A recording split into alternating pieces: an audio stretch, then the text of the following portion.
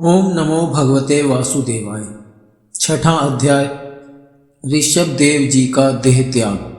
राजा परीक्षित ने पूछा, भगवान, योग रूप वायु से प्रज्वलित हुई ज्ञानाग्नि से जिनके राग आदि कर्म बीज दग्ध हो गए हैं, उन आत्माराम मुनियों को दैववश यदि स्वयं ही अणिमादि सिद्धियां प्राप्त हो जाएं, तो वे उनके राग द्वेष आदि क्लेशों का कारण तो किसी प्रकार हो ही नहीं सकती। फिर भगवान ऋषभ ने उन्हें स्वीकार क्यों नहीं किया?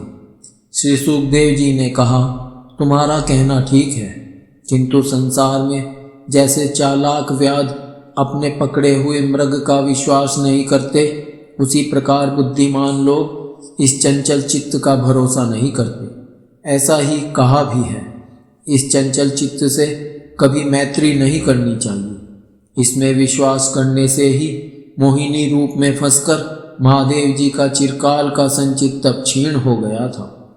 जैसे वह विचारिणी स्त्री जार पुरुषों को अवकाश देकर उनके द्वारा अपने में विश्वास रखने वाले पति का वध करा देती है, उसी प्रकार जो योगी मन पर विश्वास करते हैं, उनका मन काम और उसके साथी क्रोध आदि शत्रुओं को आक्रमण करने का अवसर देकर उन्हें नष्ट भ्रष्ट कर देता है। काम, क्रोध, मद, लोभ, मोह और भय आदि शत्रुओं का तथा कर्म बंधन का मूल तो यह मन ही है। इस पर कोई भी बुद्धिमान कैसे विश्वास कर सकता है? इसी से भगवान ऋषभदेव यद्यपि इंद्र आदि सभी लोकपालों के भी भूषण स्वरूप थे, तो भी वे जड़ पुरुषों की भांति अवधूतों के से विविध वेश, भाषा और आचरण से अपने ईश्वरीय प्रभाव को छिपाए रहते थे। अंत में उन्होंने योगियों को देह त्याग की विधि सिखाने के लिए अपना शरीर छोड़ना चाहा। वे अपने अंतःकरण में अभेद रूप से स्थित परमात्मा को अभिन्न रूप से देखते हुए वासनाओं की अनुवृत्ति से छूटकर लिंग देह के अभिमान से भी मुक्त होकर उपराम हो गए।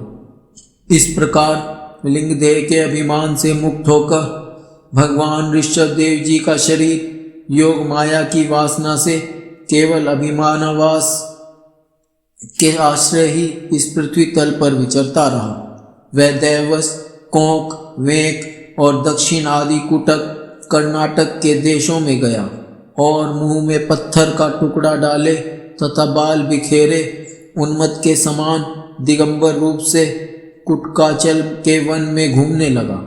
इसी समय झंझावात से झकझोरे हुए बांसों के घर्षण से प्रबल दावाग्नि धधक उठी और उसने सारे वन को अपनी लाल लाल लपेटों में लेकर ऋषभदेव जी के सहित भस्म कर दिया।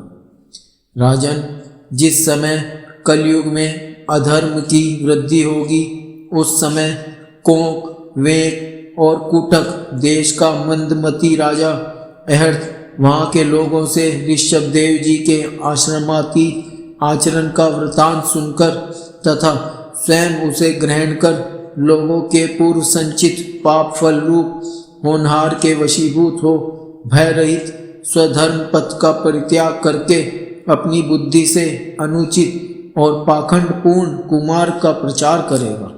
उससे कलयुग में देव माया से मोहित अनेकों अधम मनुष्य अपने शास्त्र विहित शौच और आचार को छोड़ बैठेंगे। अधर्म बहुल कलयुग के प्रभाव से बुद्धिहीन हो जाने के कारण वे स्नान न करना, आचमन न करना, अशुद्ध रहना, केश नुचवाना आदि ईश्वर का तिरस्कार करने वाले पाखंड धर्मों को मनमाने ढंग से स्वीकार करेंगे और प्रायः वेद, ब्राह्मण एवं भगवान यज्ञ पुरुष की निंदा करने लगेंगे। वे अपनी इस नवीन अवैधिक स्वेच्छाकृत प्रवृत्ति में अंध परंपरा से विश्वास करके मतवाले रहने के कारण स्वयं ही घोर नरक में गिरेंगे। भगवान का यह अवतार रजोगुण से भरे हुए लोगों को मोक्ष मार्ग की शिक्षा देने के लिए ही हुआ था। इसके गुणों का वर्णन करते हुए लोग इन वाक्यों को कहा करते हैं, अहो 7 समुद्रों वाली पृथ्वी के समस्त द्वीप और वर्षों में यह भारतवर्ष बड़ी ही पुण्य भूमि है, क्योंकि यहाँ के लोग श्री हरि के मंगलमय अवतार चरित्रों का गान करते हैं।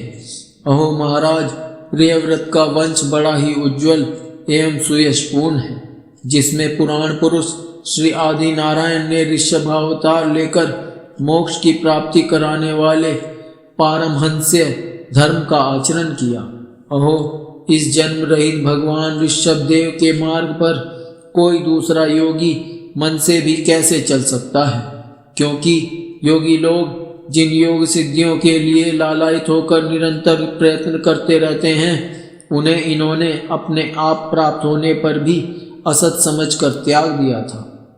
राजन, इस प्रकार संपूर्ण वेद, लोक, देवता, ब्राह्मण और गौओं के परम गुरु भगवान ऋषभ देव का यह विशुद्ध चरित्र मैंने तुम्हें सुनाया।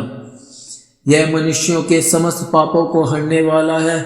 जो मनुष्य इस परम मंगलमय पवित्र चरित्र को एकाग्र चित्त से श्रद्धापूर्वक निरंतर सुनते या सुनाते हैं, उन दोनों की ही भगवान वासुदेव में अनन्य भक्ति हो जाती है। तरह तरह के पापों से पूर्ण, सांसारिक तापों से अत्यंत तपे हुए अपने अंतःकरण को पंडित जन इस भक्ति सरिता में ही नित्य निरंतर नहलाते रहते हैं। इससे उन्हें जो परम शांति मिलती है वह इतनी आनंदमयी होती है कि फिर वे लोग उसके सामने अपने ही आप प्राप्त हुए मोक्ष रूप परम पुरुषार्थ का भी आदर नहीं करते। भगवान के निज जन हो जाने से ही उनके समस्त पुरुषार्थ सिद्ध हो जाते हैं। राजन, भगवान श्री कृष्ण स्वयं पांडव लोगों के और यदुवंशियों के रक्षक, गुरु, इष्टदेव, सुहृद और कुलपति थे। यहाँ तक कि वे कभी कभी आज्ञाकारी सेवक भी बन जाते थे। इसी प्रकार भगवान दूसरे भक्तों के भी अनेकों कार्य कर सकते हैं और उन्हें मुक्ति भी दे देते हैं, परंतु मुक्ति से भी बढ़कर जो भक्ति योग है उसे सहज में नहीं देते। निरंतर विषय भोगों की अभिलाषा करने के कारण अपने वास्तविक श्रेय से चीरकाल तक बेसुध हुए लोगों को जिन्होंने करुणावश निर्भय आत्मलोक का उपदेश दिया और जो स्वयं निरंतर अनुभव होने वाले आत्मस्वरूप की प्राप्ति से सब प्रकार की तृष्णाओं से मुक्त थे, उन भगवान ऋषभ देव को नमस्कार है।